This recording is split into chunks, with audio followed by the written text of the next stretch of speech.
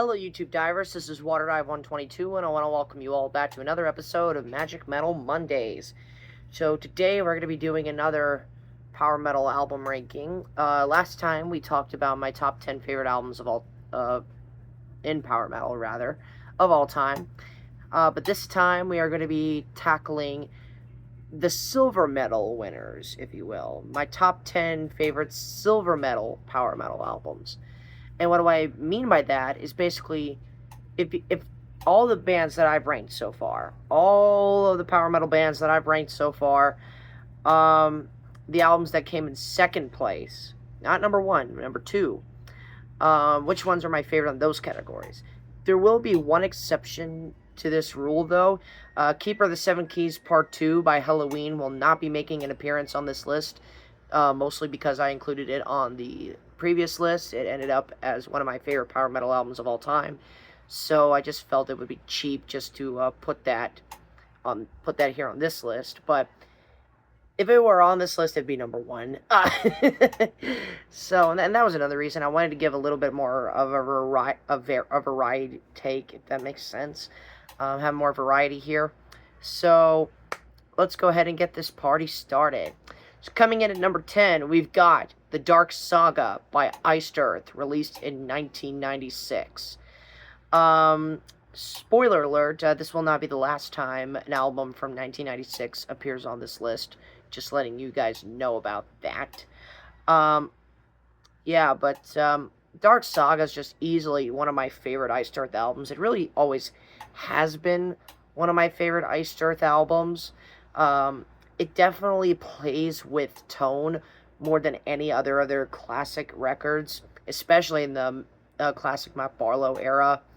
You get some of the thrashier songs that appeared on their first three records, and then you get some more slower songs, tracks like Question of Heaven and I Died for You. Both of those songs are, they're so gorgeous. Especially I Died for You. That is one of the best ballads from Iced Earth, easily. The title track, Dark Saga, Violate, The Last Laugh, Vengeance Is Mine, and of course, one of my favorite Iced Earth tracks of all time, The Hunter. I love The Hunter. It probably has my favorite riffs from Jon Schaffer, if I'm being totally honest. I mean, it's just so groovy and so catchy. You'll be singing along with that track pretty much from beginning to end. I love this track. But yeah, Dark Saga, a fantastic album, comes in here at number 10. So next up, we're staying in 1996 and going to Episode by Stratovarius. This is my second favorite Stratovarius album, and hands down one of the best albums they've made. I mean, it's not even debatable.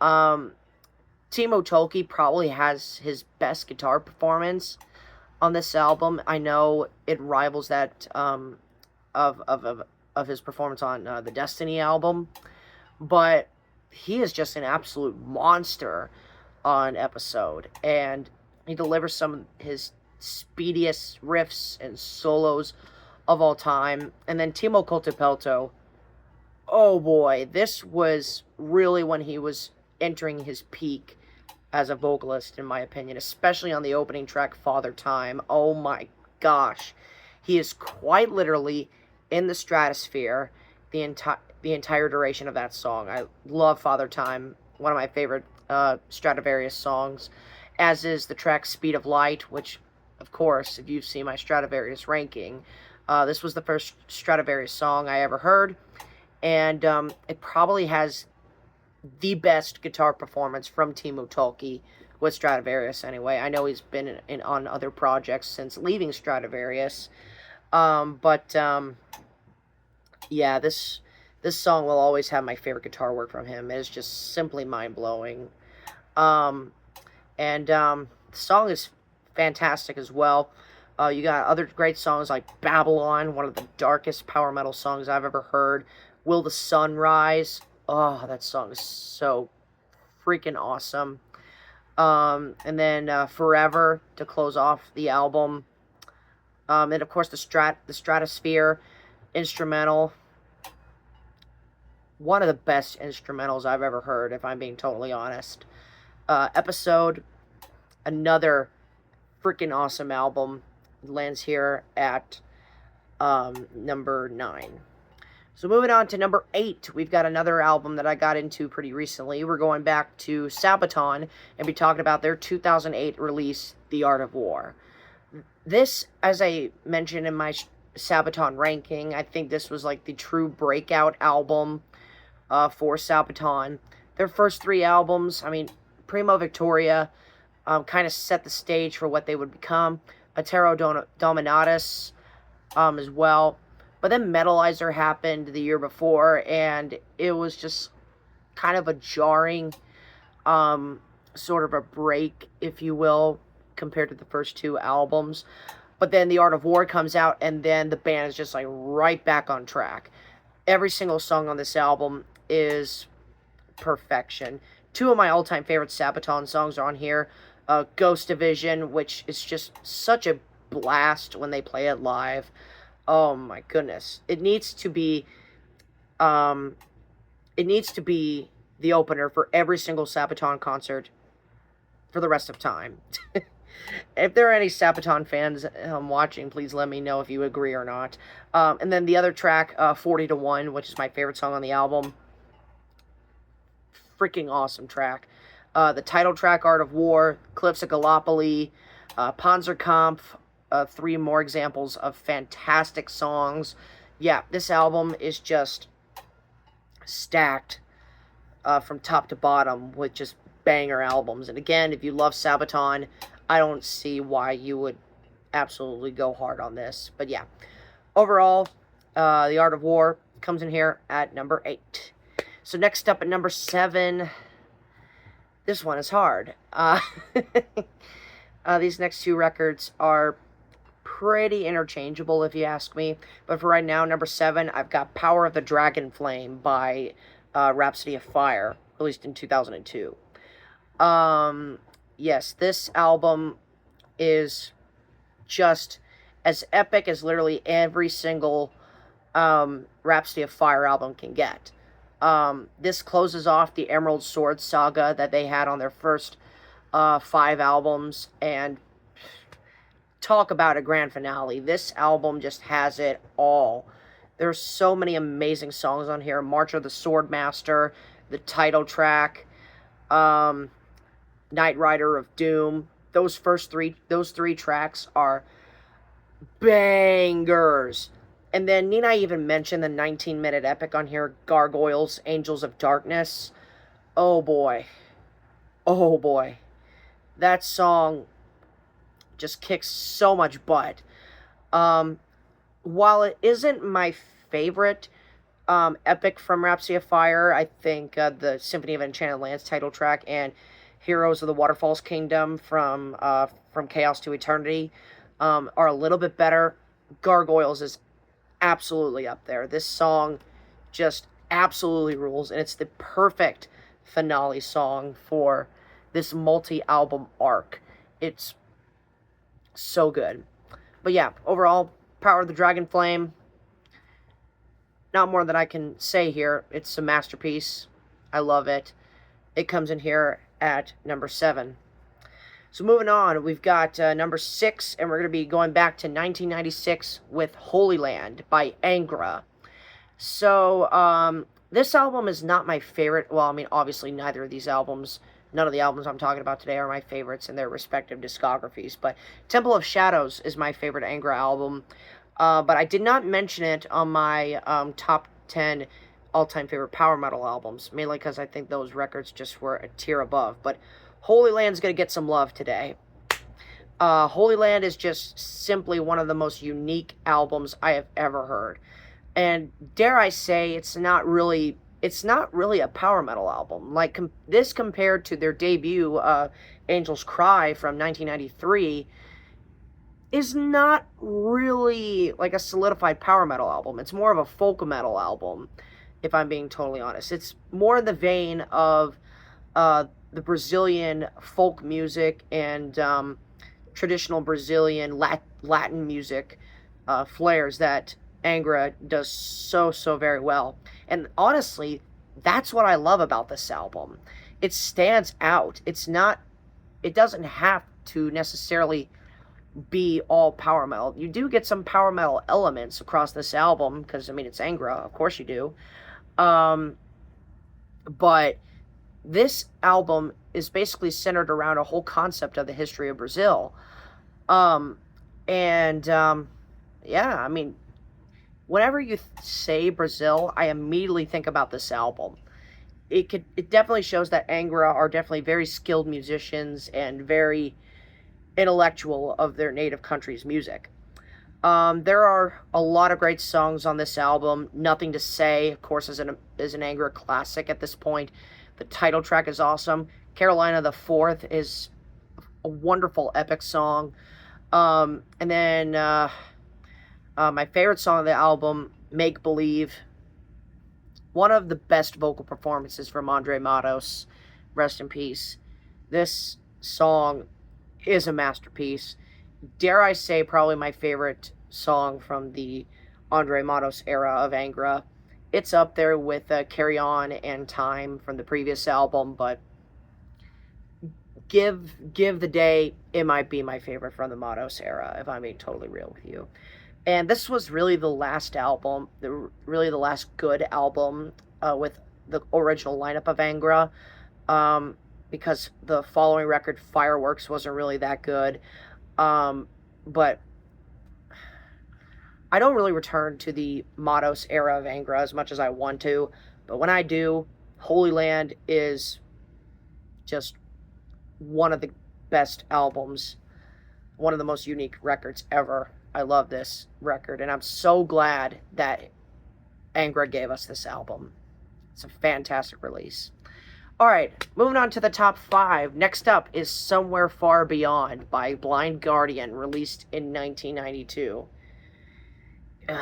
I really wanted to put this album higher because this album is Blind Guardian goodness from beginning to end. This was really the album where the magic started.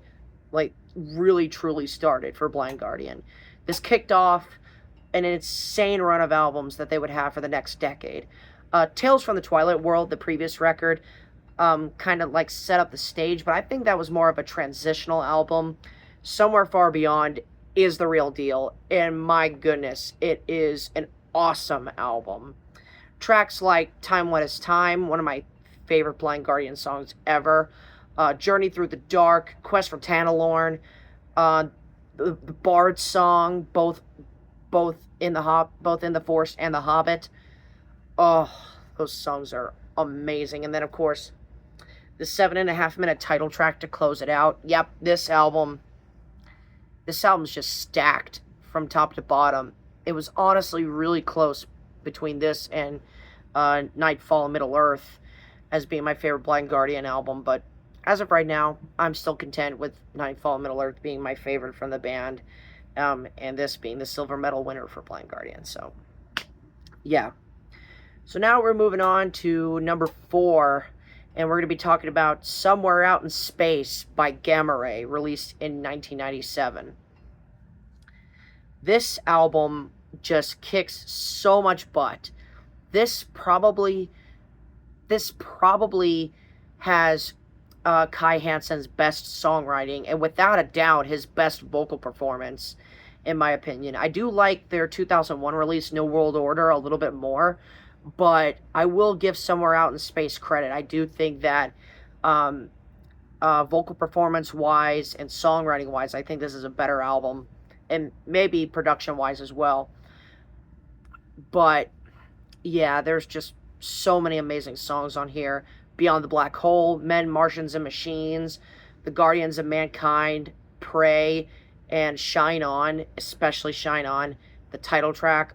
Oh my goodness, this album just is out of this world. No pun intended, but yeah, it's out of this world. Somewhere Out in Space. I adore this album. Comes in here number 4. So now these last 3, well, really dating back to Somewhere Far Beyond, these were really close to rivaling their discography's respective number ones, but the top three especially, like give or take, these records could probably be my number one favorites in each of their respective catalogs. Who knows? But yeah, number three, we've got Metal Opera Part 1 by Avantasia, released in 2001. I'd like to think that 2001 was mainly the year of power metal runner-ups. Of course, it did have Karma by Kamelot, but a lot of the records from 2001 released in power metal either were like my runner-ups for their respective discographies or within the top 5 or 6. And Metal Opera Part 1 is one of the records in the former category, obviously. This is the debut album from Avantasia, from one Tobias Sammet, who was a busy man around this time, because later in this year, he would release Mandrake with his main band, Edguy, and that was a great album. But, yeah, Metal Opera Part 1 is just easily the better record of the two, in my opinion. It's more consistent, it sounds better, and of course, all the guest vocalists on here just are awesome. Tracks like Reach Out for the Light, featuring Michael Kiske of Helloween. Oh my gosh, that song. I always forget just how amazing of a song that is. Serpents in Paradise is freaking awesome. Breaking Away, one of my favorite Avantasia songs of all time. It's a masterpiece. And another great duet with Tobias Sammet and Michael Kiske. Need I mention that? Farewell, an iconic track. The Tower, to close off the record. Oh, yeah. Metal Opera Part 1, flawless album. Let's hear it, number 3. So now we're moving on to number 2 and number 1. And I think you guys pretty much know which records are going to be here. So let's rip the Band-Aid off. So number 2, I have The Fourth Legacy by Kamelot, released in 1999. You want to talk about breakthrough albums? The Fourth Legacy is that for Kamelot.